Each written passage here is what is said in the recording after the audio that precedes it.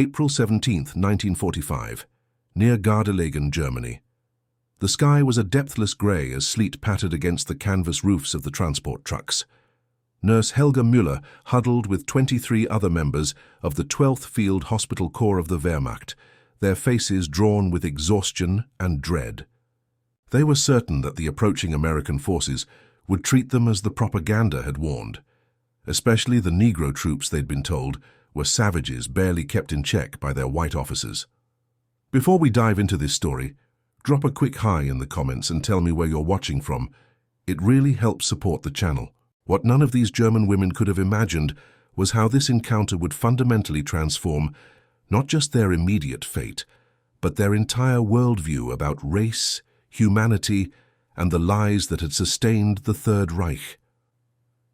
"They're coming," whispered Margaret Schultz, her voice barely audible over the rumble of distant artillery. At 27, she was the oldest among them, a veteran nurse who had served since 1939, when Germany first marched into Poland. Now, after nearly 6 years of war, their medical unit had been captured during the final desperate retreat across northern Germany. "Remember what Major Weber told us?" Ingrid Hoffmann clutched her small bag, containing only a change of undergarments and a photo of her family in Munich. "Say nothing beyond name and rank. The Americans will try to trick us and stay together," Helga added, "especially if they bring the colored troops." Her voice dropped even lower. "You've all heard what happens to women they capture." The other nurses nodded grimly. For years, Reich propaganda had painted vivid pictures of the horrors that awaited German women should the Allied forces, particularly Negro soldiers, enter the fatherland. Joseph Goebbels' ministry had been especially effective at instilling terror regarding black American troops, distributing pamphlets showing bestial caricatures and publishing reports of atrocities that never occurred. Their truck jerked to a stop. Outside, voices barked orders in English. Helga's stomach tightened as the tarp at the rear of the truck was pulled aside, revealing the silhouette of a helmeted soldier. "Out! Everyone out!" called a translator in accented German. "Hands where we can see them." One by one, the nurses climbed down, their legs stiff from the hours-long journey. They formed a line as instructed, standing at attention despite their exhaustion. Helga noted with growing anxiety that many of the American soldiers surrounding them were indeed Negro troops, members of the 614th Tank Destroyer Battalion, though she didn't know this at the time. First Lieutenant James Washington approached the group, clipboard in hand. At 29, Washington had faced prejudice his entire life growing up in Georgia, then again in the segregated U.S. Army. Despite distinguished service since the Normandy landings, he was still treated as a second-class soldier by many of his white counterparts. "I speak some German," Washington said clearly, surprising the women. "You are medical personnel, correct? You will be processed as prisoners of war according to Geneva Conventions." The women remained silent, eyes fixed straight ahead. Their training had prepared them for interrogation, torture, and worse, not for professional treatment from a black officer. "Sergeant Wilson," Washington called over his shoulder, "arrange transport to Processing Center Baker. These personnel are to be classified as medical non-combatants." "Yes, sir," replied Wilson, a powerfully built man whose dark skin seemed to make several of the German nurses visibly recoil.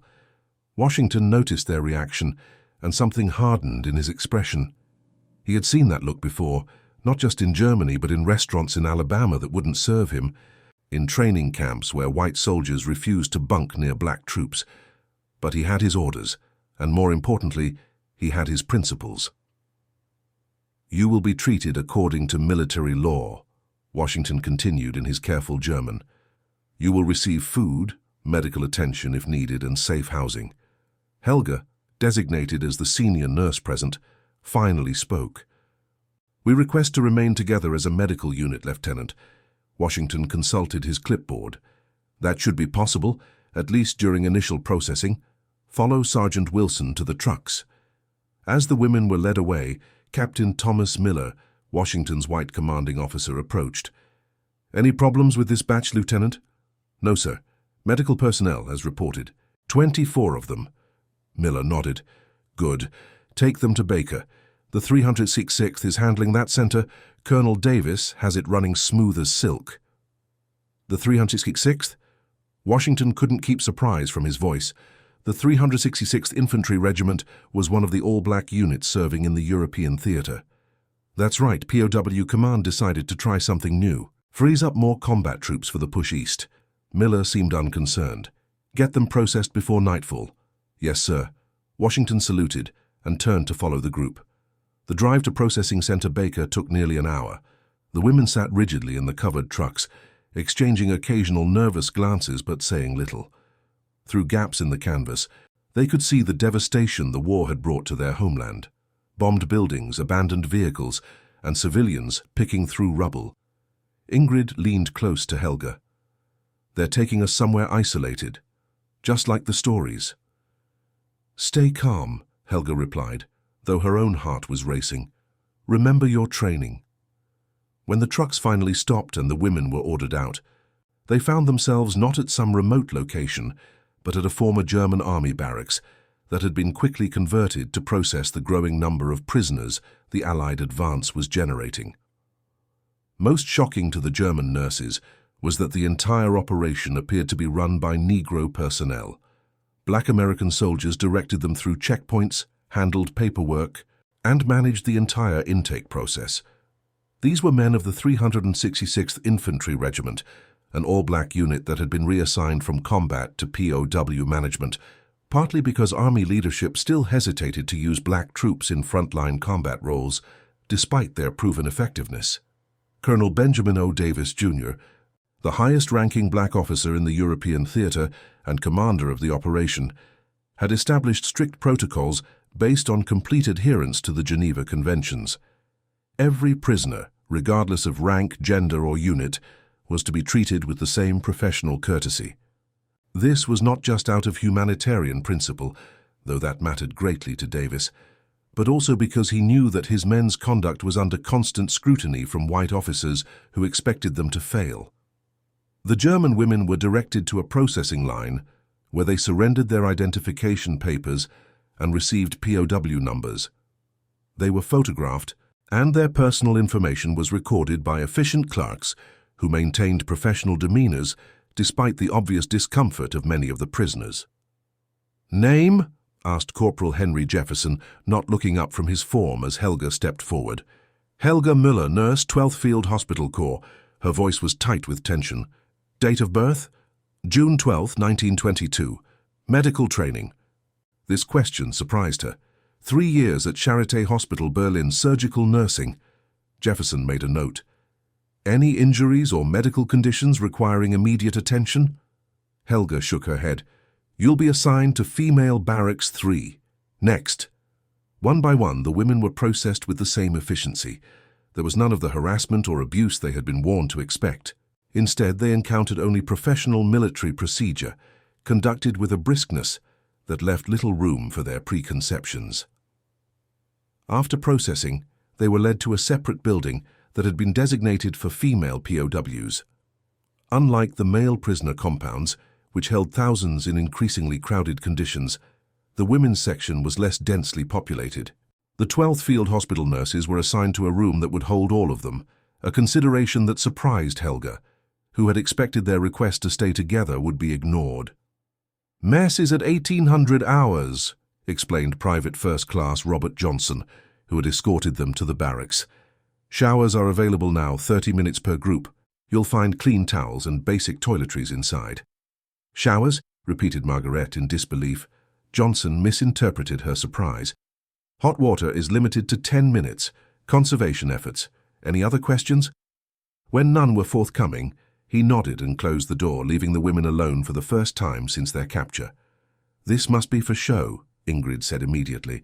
"They know the Red Cross will visit." "Perhaps," Helga agreed, though something felt off about that explanation. The Red Cross rarely managed to inspect facilities this close to active combat zones, and the Americans would know that. "Did you see how many of them are Negroes?" whispered Erika Weber, the youngest at barely 19. "Nearly the entire camp staff. It's a trap," Margaret insisted. "They're trying to get us to lower our guard. Remember the briefings?" "The briefings?" Every German medical unit near the front lines had received special instruction about the dangers posed by enemy forces, particularly the primitive and violent nature of Negro troops. They'd been shown manufacturing statistics claiming that 55% of American black soldiers had criminal records, that 79% were functionally illiterate, and that their officers could barely maintain discipline among them. They said the same about the Russians, pointed out Lena Kraus, who had previously served on the Eastern Front before being transferred west. But this is different. These Americans seem organized. Let's get cleaned up, Helga decided, assuming her leadership role. We've been in these uniforms for 3 days. Whatever happens, we'll face it better after a wash. The shower facility was basic but functional, a converted washroom with a dozen shower heads along tiled walls. True to Johnson's word, there were clean towels, soap, and even small combs provided. Most surprising was that the water, when they turned it on, was indeed hot.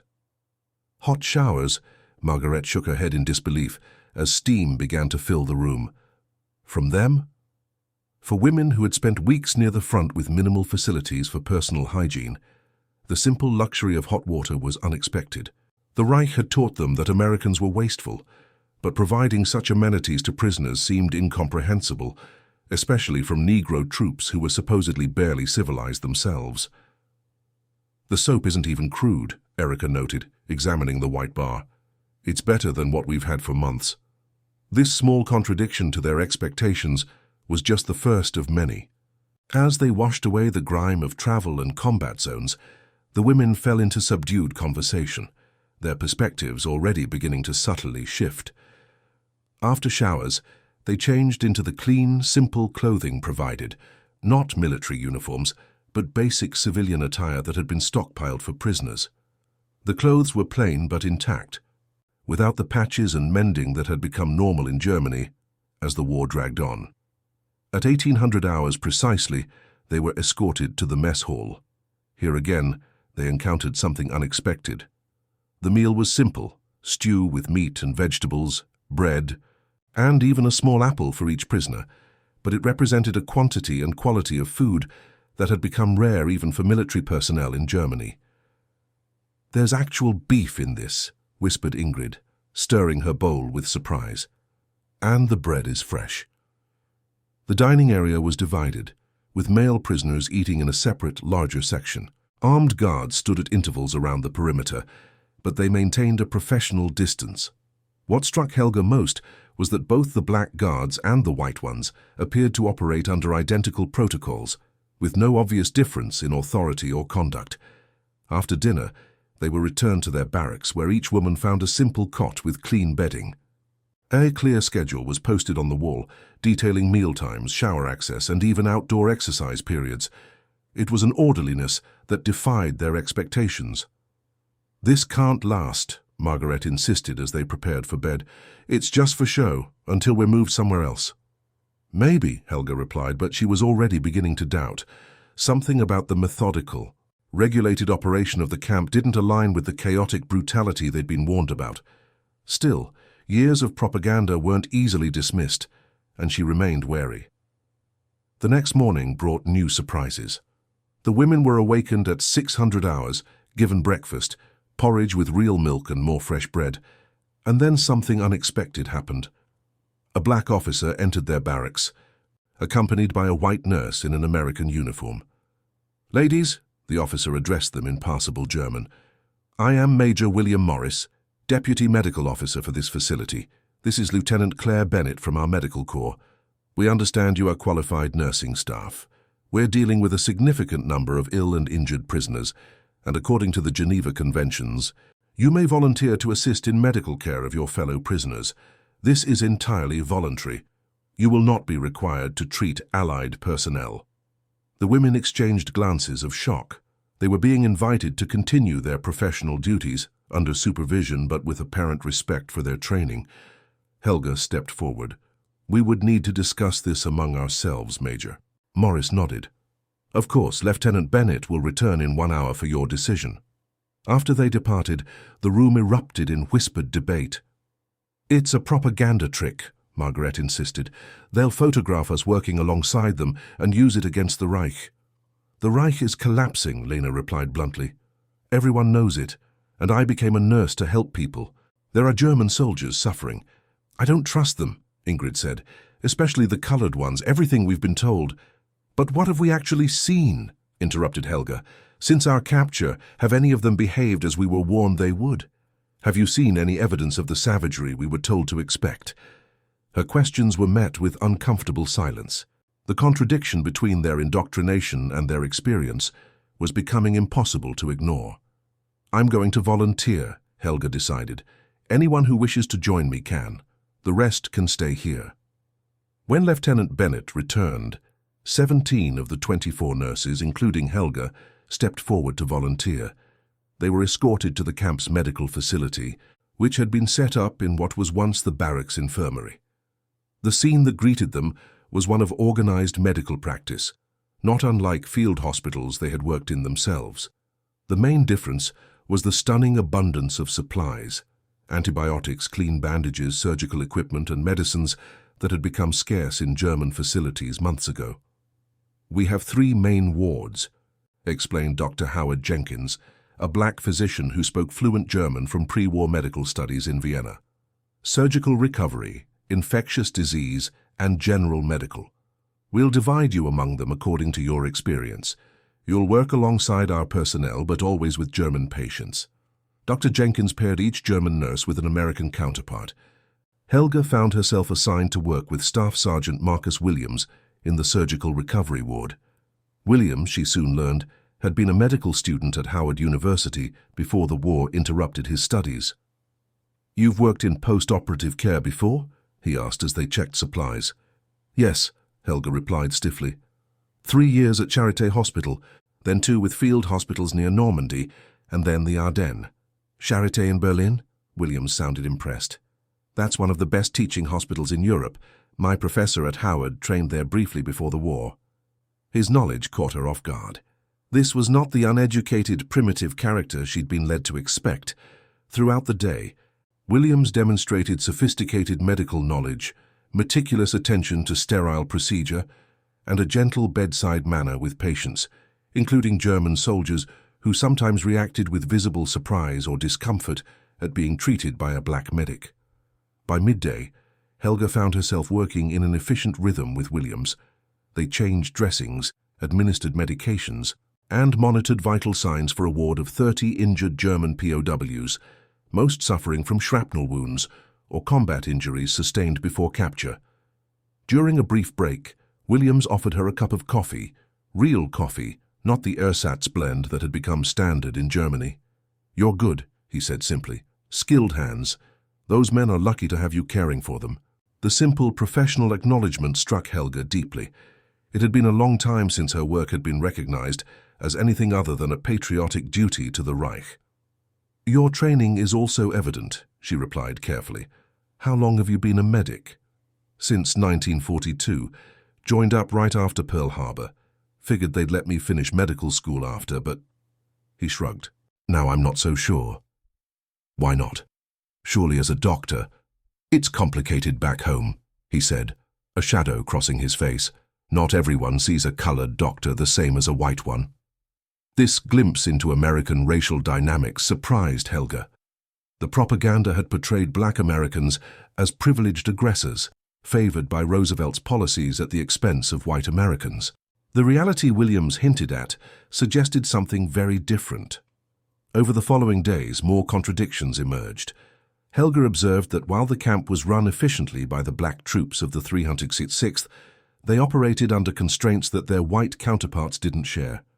They ate in separate facilities, were assigned different barracks, and rarely mixed socially with white American soldiers.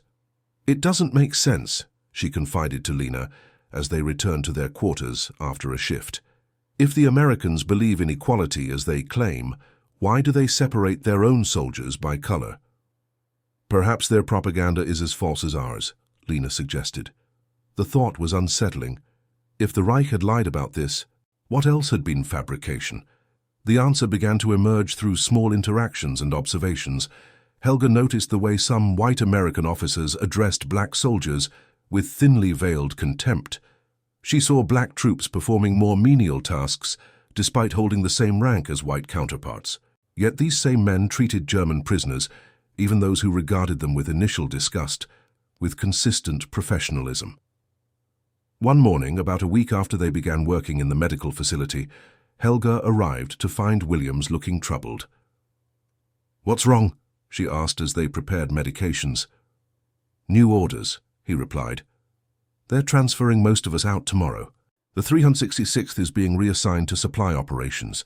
White units will take over the camp." "Why?" Helga was surprised by her own disappointment.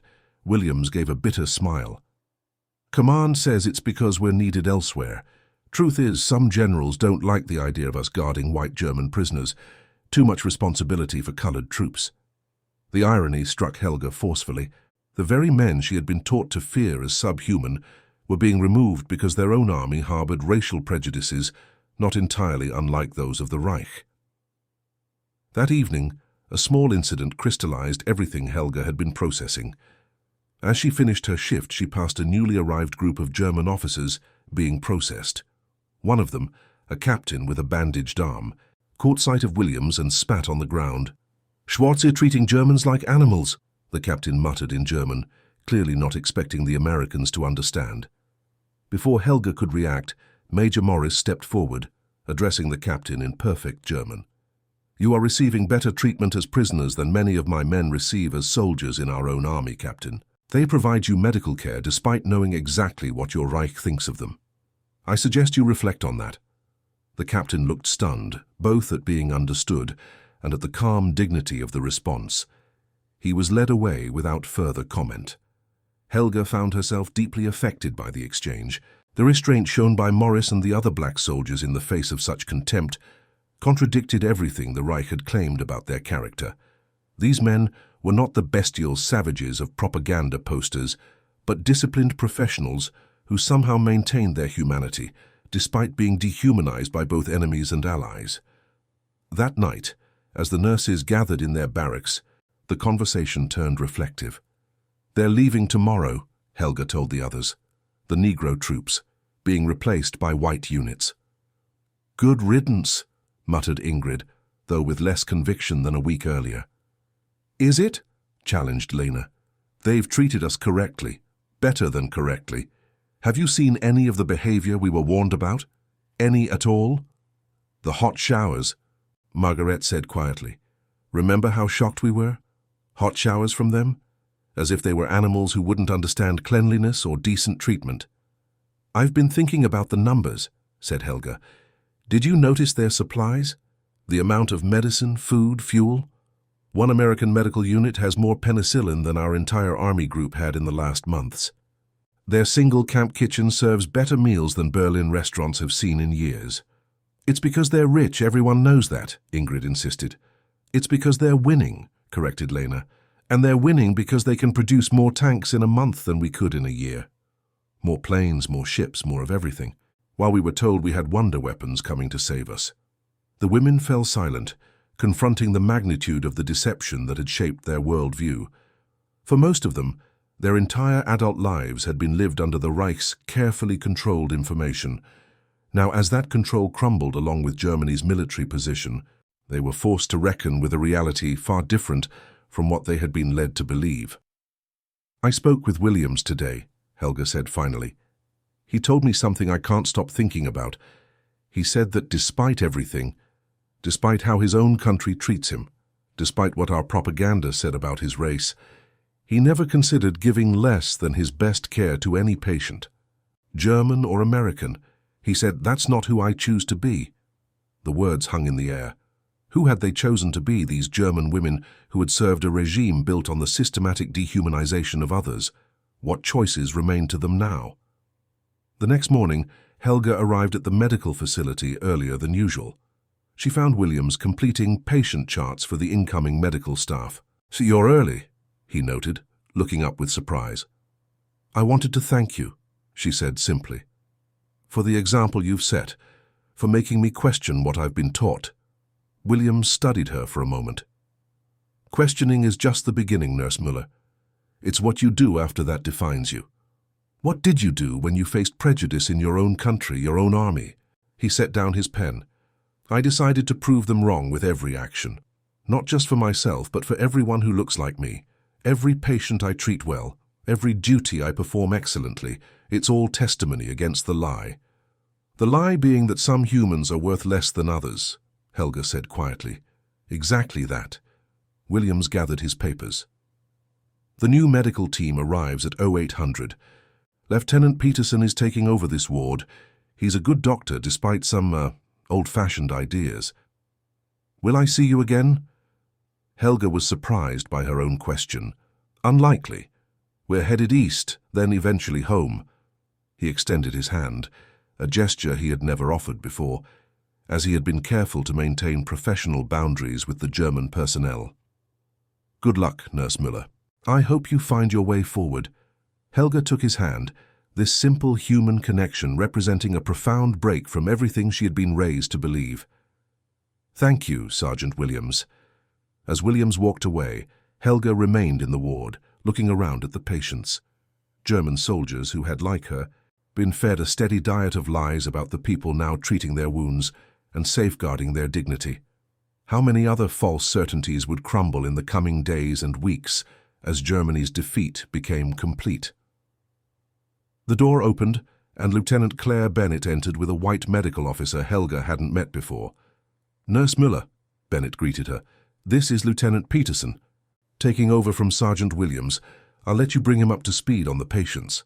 Helga nodded and turned to the new doctor, already noting the subtle but significant difference in how he regarded her, with the slight condescension of a conqueror rather than the professional respect Williams had shown. 23 patients currently, she began, her voice steady as she adapted to this new reality. 6 post-surgical cases, requiring dressing changes this morning, 4 on penicillin protocols.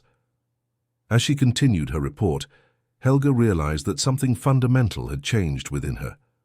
The hot showers, that first shocking contradiction to her expectations, had been just the beginning. The true revelation had been recognizing her own humanity, reflected in those she had been taught to consider inhuman. It was a recognition that would shape whatever life awaited her in the aftermath of the Third Reich's collapse.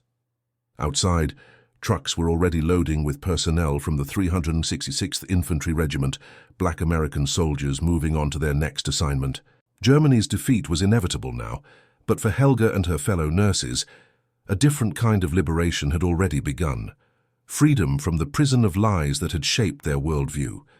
It was a liberation brought about not through force of arms, but through the powerful contradiction between what they had been told to expect and the dignity they had actually received. The transition to new management at Processing Center Baker was swift but jarring. By midday, the last trucks carrying the 366th Infantry Regiment had departed, replaced by elements of the 157th Infantry Regiment, an all-white unit that had seen heavy fighting through France and southern Germany. For the German nurses who had spent a week under the supervision of Black American troops, the change was immediately palpable. Where Major Morris and his men had maintained a formal, almost distant professionalism, the new White Guards adopted a more casual but sometimes contemptuous attitude toward the prisoners. They look at us differently, Lena observed during lunch on their first day under new management. The Negro soldiers were careful never to stare. These men watch us constantly. Helga had noticed the same thing. They see us as the enemy in a way the others didn't. Perhaps because they've been fighting us directly, suggested Margarete. The 366th was kept from the front lines more often. This insight, that black troops had been held back from combat roles despite their capabilities, was another revelation that contradicted Reich propaganda. They had been told that America recklessly deployed Negro units as cannon fodder, using them as expendable shock troops. The reality that these men were often denied the opportunity to fight suggested a very different dynamic. The medical facility where half the nurses continued to work underwent changes as well. Lieutenant Peterson ran a looser operation than Dr. Jenkins had, with less attention to protocol and more apparent waste of supplies. What struck Helga most, however, was how differently the new medical team treated the German nurses themselves. "You're not actually needed here," Peterson told her bluntly on their second day. "We've got trained personnel coming. You're just here because the Geneva Conventions say we should let you work. Don't get too comfortable." The contrast with Williams's collegial professionalism was stark. Helga found herself missing the quiet dignity of the black medics, their meticulous attention to procedure, and most surprisingly, their respect for her as a fellow medical professional. In the barracks that evening, she shared her observations with the other nurses. "It's as if they have something to prove to us," she concluded. "The Negro troops behaved as if they had something to prove to themselves. I noticed something today," added Erica, who had been working in the camp's administrative section. "The records from the 366th are immaculate. Every prisoner accounted for, every transfer documented, every supply requisition justified. The new quartermaster said it was unnecessarily thorough." "Because they knew they were being watched more closely," Lena suggested, "held to a higher standard." "While simultaneously being treated as inferiors," Helga said quietly. "Did you see how Colonel Davis spoke with Major Morris? Always in perfect military protocol, even when no one was watching, because they couldn't afford to be casual." This realization opened up a new perspective for the German women. The black soldiers had lived under constant scrutiny, from their white officers, from the military hierarchy, and from a society that judged them by different standards. This wasn't unlike the increasingly oppressive environment of Nazi Germany, where failure to demonstrate perfect ideological compliance could lead to suspicion or worse. "Perhaps that's why they treated us correctly," suggested Margaret. "They understood what it means to be judged collectively rather than individually." 3 days after the 366th departure, a new group of prisoners arrived at the camp, civilians from a nearby town who had been detained for suspected Nazi Party activities. Among them was a woman Helga recognized immediately, Frau Dr. Elise Brenner, who had been an instructor at Charité Hospital when Helga trained there. Now in her 50s, Brenner had become a prominent supporter of Nazi racial theories, publishing articles on hereditary fitness and serving on medical committees that implemented eugenic policies. When Brenner spotted Helga in the processing line, her face registered surprise and then calculation. "Nurse Müller, what a relief to see a familiar face. These conditions are intolerable." Helga nodded stiffly, uncomfortable with the immediate assumption of camaraderie. "The conditions are basic but correct, Frau Doctor. We are prisoners of war." "War? We are civilians." Brenner lowered her voice. "The Americans have no right to detain us, especially not with these guards." She glanced contemptuously at a white American soldier nearby. "You were part of the party leadership in the district," Helga replied simply. It wasn't a question. "Merely professional association," Brenner dismissed with a wave. "We should speak privately. There are things you should know about how to handle these people." "Handling them hasn't been the issue, Frau Doctor. They've been handling us correctly, I should add." Brenner's eyes narrowed. "I see they've already begun their psychological tactics. Be careful, Müller. American propaganda is insidious." She moved ahead in the line before Helga could respond. That night, unable to sleep, Helga found herself thinking about Brenner and what she represented. The intellectual framework of Nazi racial ideology, the scholarly justification for atrocities. As a nursing student, Helga had attended Brenner's lectures on racial hygiene, absorbing theories about Aryan superiority that had seemed scientific and rational at the time. Now confronted with the reality of Americans, black and white, she was forced to recognize these theories as elaborate fabrications designed to justify a predefined conclusion. The natural order Brenner had described, with Aryans at the top and other races arranged in descending value, was contradicted by everything she had witnessed in the camp. The next morning, Helga reported for her shift at the medical facility to find Lieutenant Peterson examining a black soldier who had remained behind when the 366th departed, Corporal Thomas Jackson, who had been recovering from appendicitis surgery. "You're cleared to rejoin your unit," Peterson was saying as Helga entered. "They're at Assembly Point Charlie, about 20 miles east. Transportation leaves at 1300. "Thank you, sir," Jackson replied, carefully pulling his uniform shirt over his healing incision. As Peterson departed, Jackson noticed Helga. "Nurse Müller, right? Sergeant Williams mentioned you, said you were one of the good ones." Helga felt an unexpected warmth at the comment. He was a skilled medic. You all were. Jackson glanced around to ensure they weren't overheard. Between us, this place has gone downhill since the 366 pulled out. White boys don't keep things as tight as we did. The observation aligned with what Helga had noticed. Small lapses in protocol, less attention to detail, a general loosening of standards. It contradicted yet another aspect of Reich propaganda, which had portrayed black Americans as inherently disorganized and undisciplined. "Why is that?" she asked, genuinely curious. Jackson gave her a knowing look. "Because we can't afford to make mistakes. One slip-up from a colored unit becomes evidence that we can't handle responsibility. Same mistake from white troops is just individuals having a bad day." It was the double standard Williams had hinted at, but never stated so plainly. Before Helga could respond, they were interrupted by the arrival of Lieutenant Bennett. "Jackson, your transport's ready early. They're leaving in 15 minutes. Bennett noticed Helga and nodded professionally. "Nurse Miller, we need you in Ward B. 3 new cases coming in." As Jackson gathered his few possessions, he gave Helga a respectful nod. "Remember what you saw here, ma'am, not what they told you to see." The new patients in Ward B were Wehrmacht soldiers suffering from trench foot and exposure, common afflictions in the final desperate months of the war when German supply lines had collapsed. As Helga helped assess them, she noted their pitiful equipment: boots falling apart, uniforms patched multiple times, and a severe lack of proper winter gear despite the continuing cold spring weather. Beside them, the American medics worked in pristine uniforms with abundant supplies and equipment. The contrast couldn't have been more stark, a physical manifestation of the industrial disparity that had ultimately determined the war's outcome. America's factories had outproduced Germany's by staggering margins: 296 Boiler aircraft to Germany's 108 Orange 102, 500 tanks and self-propelled guns to 67 Orange Meschern, 4 million machine guns to 975 Oran Maginot.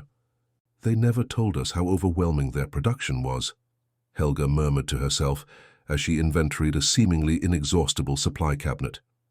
"What's that?" asked a nearby American nurse, Sergeant Ruth Miller. "Nothing," Helga replied quickly. "Just noting your supply levels." Miller shrugged. "Standard issue. Nothing special about this place. Every field hospital has the same or better." This casual comment revealed yet another layer of deception. The German propaganda ministry had insisted that American abundance was a myth, that their war production was faltering, that shortages were widespread.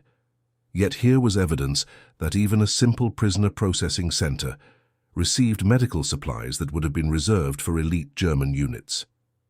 Later that afternoon, Helga encountered Frau Dr. Brenner again. The older woman had been assigned to general camp duties, including laundry, a far cry from her prestigious position at Charité. She cornered Helga during a brief break. "We need to talk, Miller," Brenner said urgently. "A group of us are maintaining records, documentation of American violations for when this illegal detention is reviewed." "Violations?" Helga asked. "What violations have you observed?" Brenner's expression turned cunning. "That's not the point. We need consistency in our accounts, particularly regarding the Negro troops who were here, their behavior toward German women." Helga suddenly understood. Brenner wanted to fabricate accounts of mistreatment, particularly by black soldiers, to reinforce the narrative that had been propagated for years. It would serve both as justification for their own ideology and as moral absolution. If Americans were indeed the monsters they'd been portrayed as, then German actions could be contextualized as defensive and necessary. "I have nothing to report in that regard," Helga said carefully. "The colored troops conducted themselves with absolute military discipline." "Don't be naive," Brenner hissed. "You know what they're capable of. It's in their nature, their biology. Everything I taught at the university—" "Was wrong," Helga interrupted, surprising herself with her boldness. "Completely, fundamentally wrong. I've seen nothing here that confirms those theories, and much that contradicts them." Brenner's face hardened. "I see they've already broken you. Disappointing. I had thought someone with your Aryan credentials would show more resilience. Resilience to what, Frau Doctor? To evidence, to reality. The only thing broken is the fantasy the Reich constructed for us. Lower your voice, Brenner warned, glancing around nervously. This kind of talk is dangerous. The irony struck Helga forcefully. Even now, with the Reich collapsing, with American forces deep inside Germany, Brenner was still operating as if the Gestapo might be listening. The habit of fear was so deeply ingrained that it outlived the system that had instilled it. The war is lost, Frau Doctor, Helga said quietly. The danger now is in clinging to lies that have been disproven before our eyes. Brenner regarded her with a mixture of contempt and pity. You're young, impressionable. They've worked on you with their psychological tactics. When Germany rises again, and it will, remember where your loyalties should lie. She turned and walked away, back straight, still carrying herself with the authority she had wielded in the university halls. Watching her go, Helga felt a profound sadness. Brenner represented the intellectual foundation of Nazism, the respectable, educated facade that had made barbarism palatable to a modern nation, and she remained utterly committed to her false certainties, despite all evidence to the contrary. That evening, a minor incident became a turning point for many of the German nurses. During dinner, a group of newly arrived Wehrmacht prisoners began harassing one of the black kitchen workers who had remained after the 366th departure. "Hey, monkey!" one called in broken English. "Where's your tail?" The worker, a private named Lewis, continued serving food without reaction, his face a careful mask. The German soldiers, emboldened by his silence, escalated their taunts. The white American guards nearby watched, but made no move to intervene. It was Helga who finally stood up. "Enough," she said in German, approaching the table of soldiers. "You're embarrassing yourselves and your country." "Stay out of this, nurse," one replied dismissively, "unless you've developed a taste for jungle meat." Before Helga could respond, Margaret appeared beside her. "That man has given you food when your own army couldn't. He's shown more dignity in his silence than you have with all your noise." One by one, other German nurses joined them, forming a protective barrier between the soldiers and the kitchen staff. The confrontation ended when Lieutenant Bennett finally noticed and ordered the troublemakers removed from the mess hall. Later, Private Lewis approached the nurses' table. "Thank you," he said simply. "You didn't have to do that." "Yes, we did," Helga replied. In that moment, she understood that something fundamental had shifted in her worldview. She had moved from passive observation of the contradictions to active rejection of the lie. As April turned to May, news filtered into the camp about Hitler's suicide, the fall of Berlin, and finally, on May 8th, Germany's unconditional surrender. The war in Europe was officially over, though for the millions of displaced persons, refugees, and prisoners, the consequences would continue for years. For the nurses of the 12th Field Hospital Corps, the surrender brought new uncertainty. As medical personnel, they were entitled to repatriation under the Geneva Conventions, but to what Germany would they return? Reports described a shattered nation divided among the victorious powers, with infrastructure destroyed and civilian hardship widespread. They're processing release paperwork. Lieutenant Bennett informed them 2 weeks after VE Day. Medical personnel are being prioritized for repatriation. You'll be going home soon. Home to what? Erica wondered aloud after Bennett had left. At 19, she had spent her entire adult life in service to a Reich that no longer existed. To whatever we can build from the ruins, Helga replied. In the weeks since their capture, she had emerged as a thought leader among the nurses, someone who articulated the transformation they were all experiencing in different ways. The next day, Helga was surprised to receive a visitor, Major William Morris, formerly of the 366th, now serving with military government units establishing control in the American occupation zone. "Nurse Miller," he greeted her formally, "I've been reviewing personnel records for medical staff with specialized training. Your background at Charité Hospital has come to our attention." "Is something wrong?" Helga asked, concerned that her past association with the prestigious but Nazi-affiliated institution might cause problems. "On the contrary, we're establishing civilian medical services in our sector," There's a desperate shortage of qualified personnel, particularly those without deep party connections. Morris studied her. Lieutenant Bennett speaks highly of your skills and your adaptability. What exactly are you proposing, Major? A position with the Occupation Medical Services, initially in a support role but with potential for advancement as the situation normalizes.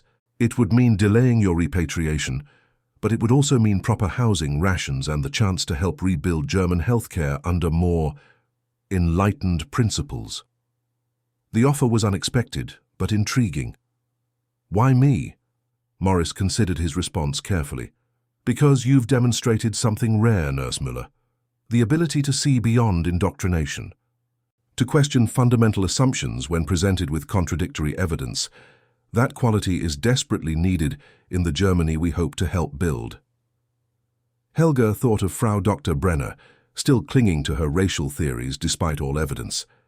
Then she thought of Sergeant Williams, performing his duties with excellence despite the constraints placed upon him. Two models of how to respond to systemic injustice, denial or dignity. I would like to discuss it with my colleagues, she said finally. Some of them might also be interested. Morris nodded. Of course. I'll return tomorrow for your answer. That night, in the barracks that had been their home for nearly a month, the nurses engaged in intense debate about Morris's proposal. Some, like Ingrid, were determined to return home to search for family members. Others feared association with the occupying forces would mark them as collaborators. It's not collaboration, Lena argued. The war is over. Germany lost. Now we have to move forward, and that means working with the Americans, not against them. But why should we help them? Erica asked. After what they've done to our cities, our people. After what we did to others first, Helga replied quietly. How many medical professionals participated in the regime's programs? How many looked away? If we're going to rebuild German medicine, shouldn't it be on a different foundation? In the end, 11 of the 24 nurses, including Helga, Lena, and Margaret, decided to accept positions with the Occupation Medical Services. The others would proceed with repatriation to their home regions, though what awaited them remained uncertain. The next morning, as they prepared to depart for their new assignments, Helga found herself reflecting on the journey that had brought them to this point. From the moment of their capture, when they had huddled in terror at the prospect of falling into the hands of Negro troops, to now, when many of them had chosen to build a new path forward based on what those same troops had shown them about dignity and professionalism. It began with hot showers, she said to Lena as they gathered their few possessions. Such a small thing. Not small at all, Lena replied. It was the first crack in the wall, the first evidence that everything we had been told was a lie. As they boarded the trucks that would take them to their new assignments, Helga caught sight of a familiar figure, Corporal Thomas Jackson, now recovered and serving as a driver for the military government officials. He recognized her and offered a respectful nod. "Where are you ladies headed?" he asked as they settled into the vehicle. "Frankfurt Medical Center," Helga replied. "We're joining the civilian medical reconstruction effort." Jackson smiled. "Good for you. Building something new." "Thanks to what you showed us," Helga said impulsively. "You and the 366th. You changed how we saw on everything." Jackson's expression turned thoughtful. "Funny how that works. We come all the way to Germany, and it's here that someone finally sees us as just soldiers, just men doing our jobs." He shook his head. "Might be different when we get back home." This glimpse into America's own contradictions, fighting a war against racist ideology while maintaining racial segregation at home, added another layer to Helga's evolving understanding. The black soldiers who had treated German prisoners with such correct professionalism would return to a country that often denied them basic dignity. "Perhaps things will change there too," she offered. "Perhaps," Jackson agreed, though his tone suggested skepticism. "But change starts with people seeing clearly, like you ladies did." As the truck pulled away from Processing Center Baker, Helga looked back at the facility that had been the site of her re-education, not through propaganda or indoctrination, but through the simple, powerful contradiction between what she had been taught to expect and what she had actually experienced. The journey ahead would be difficult, Germany lay in ruins, its cities bombed, its infrastructure destroyed, its population traumatized and displaced. The process of rebuilding would take years, even decades, but the greater challenge would be the internal reconstruction, the dismantling of beliefs and assumptions that had led to catastrophe. For Helga and the other nurses who had volunteered for medical service under American supervision, this process had already begun. It had started with their shock at receiving hot showers from men they had been taught to consider subhuman. It had advanced through daily observations that contradicted years of propaganda, and it had culminated in active rejection of the lies that had shaped their worldview. By June 1945, Helga had been assigned to a children's hospital in Frankfurt, working alongside American medical personnel to address the desperate needs of young patients suffering from malnutrition, untreated illnesses, and the psychological trauma of war. The building had been hastily repaired after bombing damage, but it functioned, another testament to American organizational efficiency and abundance of resources. One afternoon, she was surprised to encounter a familiar face, Staff Sergeant Marcus Williams, now assigned to the same facility as a medical administrator. "Nurse Müller," he greeted her with professional warmth. "Major Morris mentioned you had joined the reconstruction effort. Good to have experienced hands." "Sergeant William," she responded, "I'm glad to see you're still in medical service. For now," he nodded, "though I'm hoping to complete my medical studies when I return to the States, if that's possible." "You'll make an excellent doctor," Helga said with conviction. "Any hospital would be fortunate to have you." Williams smiled slightly. "In an ideal world, perhaps, but we both know the world isn't ideal." "It can change," Helga suggested. "We've seen how quickly certainties can collapse when confronted with reality."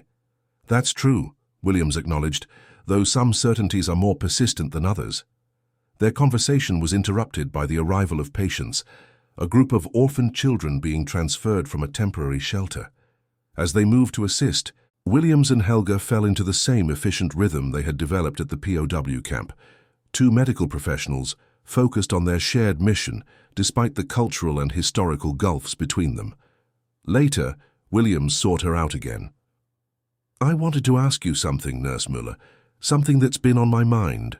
"Of course." "When you first arrived at the processing center, what did you truly expect from us? From the Negro troops?" Helga considered how to answer honestly. "We expected the worst. Violence, humiliation, revenge. We were terrified, especially of—" "Your men," Williams nodded, unsurprised. "And when that didn't happen? When you received correct treatment instead?" "At first we thought it was a trick, for show, but then—" She paused, gathering her thoughts. "Then we began to see the contradiction between what we had been taught about you and how you actually behaved. And that contradiction forced us to question everything else we had been taught." "A powerful thing, contradiction," Williams observed. "When reality doesn't match the theory, reasonable people adjust the theory." "Not everyone does," Helga noted, thinking of Frau Dr. Brenner. "No," Williams agreed. "Some people would rather deny reality than change their minds. That's true in America too." This conversation became the first of many over the following months, as Helga and Williams found themselves frequently working together in the rebuilding of Frankfurt's medical services. Their professional relationship evolved into a friendship based on mutual respect and shared commitment to their patients, a relationship that would have been unimaginable to either of them before the war. By the autumn of 1945, as Germany settled into the rhythms of occupation and the long process of denazification began, Helga had become a supervisor at the Children's Hospital, responsible for training new German nursing staff who had not served during the war. She made a point of sharing her experiences at Processing Center Baker, describing the contradiction that had started her own re-education. "The Reich told us they were animals," she would explain, "but they gave us hot showers when our own army couldn't provide warm water. They fed us properly when German civilians were starving. They treated us with professional respect when we expected brutality. Everything we had been taught was wrong, demonstrably, observably wrong." For many young Germans entering healthcare in the post-war period, These stories provided a framework for understanding both the recent past and the path forward. It wasn't about exchanging one form of indoctrination for another, but about learning to question, to observe, to adjust one's understanding when presented with contradictory evidence. In December 1945, Sergeant Williams received orders to return to the United States. Before his departure, he and Helga met one last time at the hospital where they had worked together for 6 months. "What will you do when you get home?" she asked. "Apply to medical schools," he replied. "Howard University has promised to hold spots for returning veterans. Then, we'll see. Things are changing in America too, slowly. The war has shifted some perspectives." "As it did for us," Helga acknowledged. Though through different mechanisms, Williams nodded thoughtfully. For Germans, it was defeat that forced reconsideration. For Americans, perhaps it's the contradiction of fighting against racial ideology while practicing racial segregation. That tension can't hold forever. "I hope you find a world ready to recognize your abilities," Helga said, "as we should have recognized the humanity of those our regime targeted." "Hope is necessary," Williams agreed, "but so is work. Persistence, dignity in the face of indignity. What I tried to show at the processing center." "It made a difference," Helga assured him, "at least to 24 German nurses who expected the worst and found something very different." They parted with a professional handshake, both aware of the historical forces that had brought them together and would now separate them again. For Helga, the journey that had begun with shocking contradictions to her expectations would continue through the difficult decades of German reconstruction and reckoning. For Williams, a different struggle awaited in an America that had defeated Nazism abroad, but still grappled with its own racial hierarchies at home. Years later, in 1963, Helga, now Dr. Helga Müller, having completed medical school in the new Federal Republic of Germany, watched television coverage of civil rights demonstrations in the United States. As Black Americans marched for dignity and equality, she sometimes wondered if any of the men from the 366 were among them, still fighting for the recognition they had deserved all along. The transformation that had begun with her shock at receiving hot showers from troops she had been taught to fear had expanded into a lifelong commitment to questioning received wisdom and recognizing human dignity across all artificial divisions. It was a lesson learned not through ideology or indoctrination, but through the powerful contradiction between expectation and reality, a contradiction that, once acknowledged, had the power to change everything. And that concludes our story. If you made it this far, please share your thoughts in the comments. What part of this historical account surprised you most? Don't forget to subscribe for more untold stories from World War II, and check out the video on screen for another incredible tale from history. Until next time.